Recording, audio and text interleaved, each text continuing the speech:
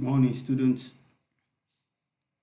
You're welcome back to KSIS International School of Simrit.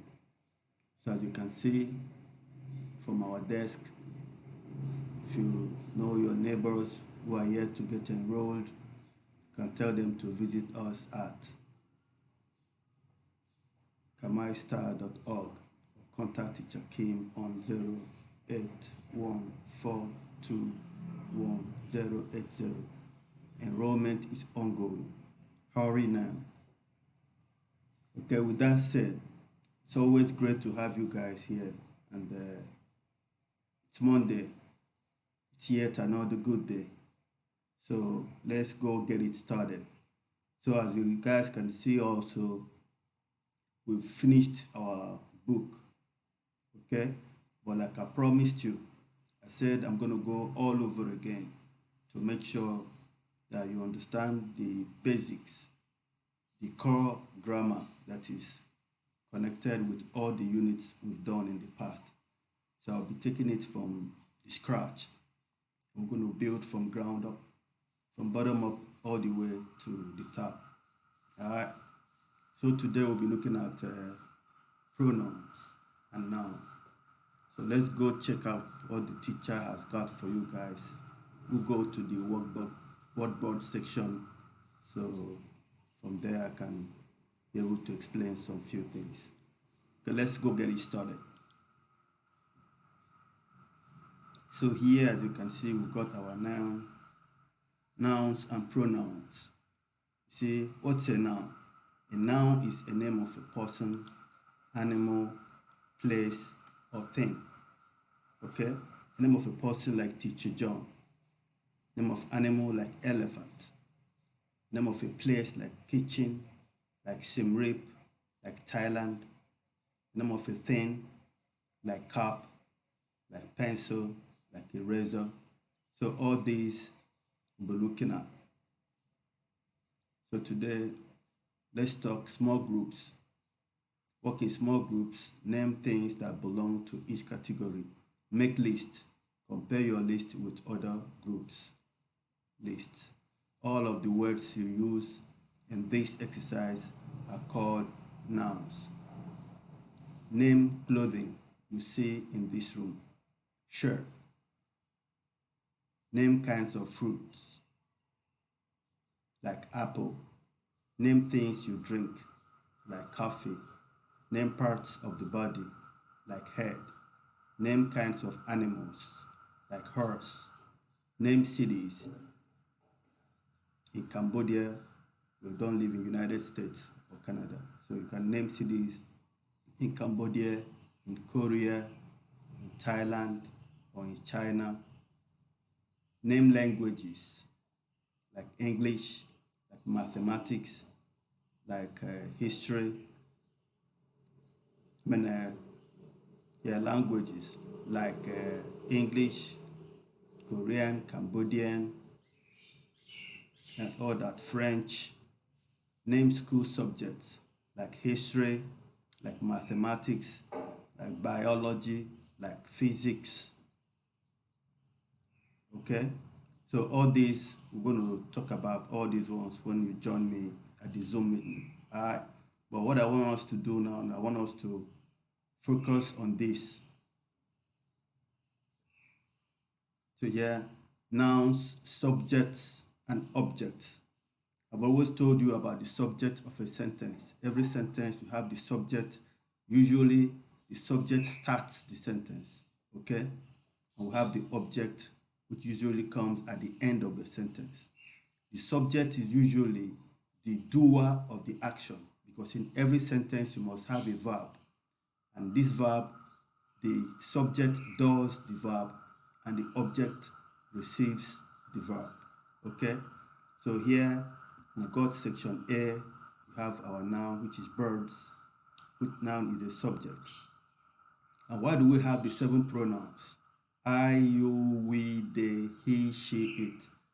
Why do we have that? Because these are called pronouns because they are nouns. But because you cannot be using all the nouns, nobody can list all the nouns in a book. Okay? So we have to use what? The pronouns. So we use the pronouns to replace or in place of a noun. So here you see the verb here, the noun here, birds, is what is our subject pronoun. So here is the noun, but if you want to call it a pronoun, it could become what? They. But here we're using the nouns, and also here you see the verb, because in every sentence you must have your pronoun or a noun, then a verb, and other parts of speech. We'll be talking about all that later. So, but I want you to focus on this. You have A section, you have birds fly. You have the subject is the birds, and fly is what? The verb. Okay? And we have the B section, noun.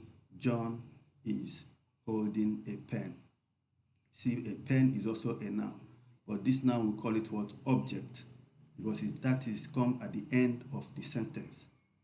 Like I always told you, they always come at the end of a sentence. And you see the subject, which is John, is what?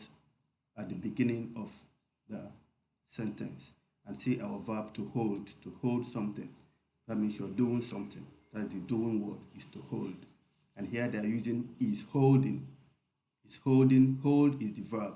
Is holding, is the auxiliary that is helping this one. And you see this one has got ing. That tells you this is what? A present continuous tense. Then look at the C section. It says, birds fly in the sky. The subject here is birds. Fly is the verb. In is the preposition. We use in when we talk about the position or the location of something. It's on the table. It's under the table. The birds fly in the sky. Beside me, next to me, behind me, at the meeting, at the airport. So we call them preposition, but for short we write prep as prepositions. Okay, so in is the preposition. This one is the object of preposition. You see, this is also the object, but it's the object of this preposition. Okay, I told you the object pronoun, they always come, but this one is the object of this preposition, telling us the location where the birds fly, which is the sky. Okay, then we've got the D section. It says subject verb. To have John is holding a pen in his hand. You see, the preposition we use to talk about a location of something that one has got in his hand is what? In. So the preposition is in. John is holding a pen in his hand. Object of preposition is his hand. See, this is the noun. Hand, your hand, part of the body, is a noun. So this is the object of preposition, which is what? His hand. Okay? So they also told us here, okay, but let's go here and look at how it's treated. Here we've got, I have to remove this picture so we can see very well.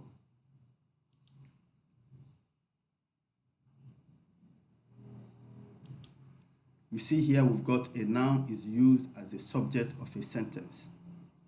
A noun is used as the subject of a verb. Did you see that? Sometimes we use it as a subject of a verb as well. In A section, A means here, this particular place, A. Birds is a noun. It is used as the subject of the sentence.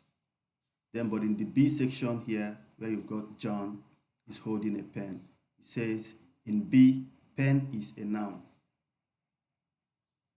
It has the article a in front of it. A pen is used as the object of the verb is holding. So the object of the verb is holding is what? A pen. You know what we call article? We have a, an, and the. When we use a, we're trying to identify a thing. A pen, that means one pen. Okay, when we use an, is when we have a vowel sound that starts the noun or the thing that we want to say. Okay, so we use what? An apple, an elephant, an egg. Alright, so here we say it has the article a, which is a pen. This is what we call we are trying to explain to you parts of speech. All the spoken words, every sentence you see, all the things you see there, there is a meaning, there is a name for them. The name might not be that important though, but it's good that your teacher explain all this to you so that you understand. But the basic things is focusing on our noun, our verb, and what our object. So every other thing that is being said, you can take note, of course. You should be able to do that. So in the B section, John is holding a pen. It has been explained here. Say that a pen is used as the object of the verb holding. See, it's acting as the object to this one. John is holding a pen. What is John holding? John is holding a pen. That's why it is acting as the object of the verb is holding. What is John holding? What is John holding? He is holding a pen. So a pen is what the object of the verb is holding. Then they said a noun is also used as the object of a preposition. This one, it is used as the object of a verb, but noun is being used as the object of what? A preposition. In C, here, birds fly in the sky. A noun is used in the C, in is a preposition. The noun sky with the article the. You see the article to qualify a noun. Use the to define the noun we're talking about. Okay, so like a pen, the sky, the aeroplane, a book, the market. So is the object of the preposition in. So what they are telling us here is that a noun can also be used as what? As the object of a preposition. Okay? So some common prepositions like about, across, at, between, by, for, from, in, of, on, to, with, all these are called prepositions. We'll be looking at all that as well when the time is right. Okay? So, but having looked at all this, now I want us to quickly come over here and we're going to do this exercise. Say exercise 2, noun practice. Check the words that are nouns. So from here, I expect you to tell me which one is a noun. Eat, dog, beautiful, have, eyes, English, wonderful, Paris, Jewish, flowers, mathematics, think. Have to choose and tick good for all the ones that are. Now I have to do this. I'm going to ask you when you join me at the Zoom meeting. This also describe the grammatical structure of the sentences as shown in items 1 and 2. Then identify each noun. In the noun used, is the noun used as the subject of the sentence or the object of the verb or the object of a preposition? We've looked at all that here when it is used at the subject of a sentence, where you have birds fly. You see, it's used as what? It's used as the subject of the sentence. Birds fly. When the noun is used as the subject of the sentence, it's now acting as the subject of the whole sentence. Then we have when it is acting as the subject of what? Of the verb. We also have here when it's acting as the subject of a preposition. So we've got this exercise here, and you see it's all about grammar. So this is the main thing this is what English teaching is all about. Letting the students understand the grammatical structure of the sentences that they are using, and to understand the tense on which each and every one of them is. Okay, so here we have, okay, let's see. We've got some examples here. Mary studies chemistry. Mary is the subject. This is somebody's name. It's supposed to be Mary, but this is French word. have the subject, then verb, studies, because this is a girl's name. So that is why that is, if you don't want to say Mary, then you say what? She. So that's why we've got here, study is supposed to be S-T-U-D-Y. And because D is a consonant, now we have to make plural of our verb because this is what she, third person singular, becomes Mary studies chemistry. So this is the subject, the girl's name, the verb is studies, the subject of the verb is what? Chemistry. The subject of this word, what does Mary study? She studies chemistry. So that is why this is the subject of the verb. Okay? So there is no preposition, there is no object of preposition. Okay, let's look at another one again. They say in a sentence, a noun, Mary is a noun, subject of the sentence. Chemistry is a noun, subject of the verb studies. Okay? So the second one said, the children are playing in the park. This is present continuous tense. That's why you have the children. Although this is their article, the children are. Play is the verb, then ing. That's why we know the auxiliary verb here is are playing. Then where are they playing? In the park. You see here we've got in, which is a preposition. In the park. So the children, subject, are playing, the verb.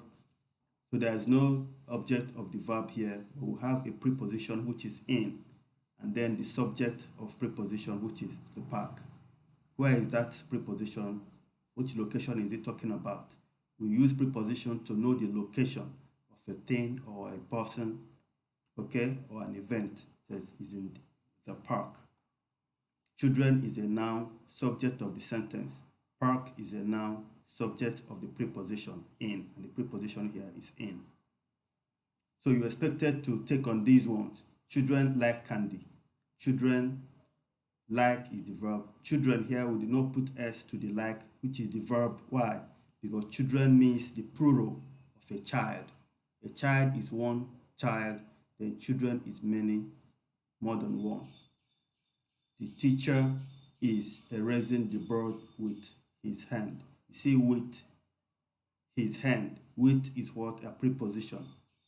And what is it that is with? Has to do with her hand. Okay? So these ones I'll be sending across to you, or you can as well pause the video and make sure you write this down and fill in these gaps. So when you come into the Zoom class, we're going to look at it. We have so many of them, maybe about 10. 1, 2, 3, 4, 5, 6, 7, 8, 9, 10. So we've got 10 of them.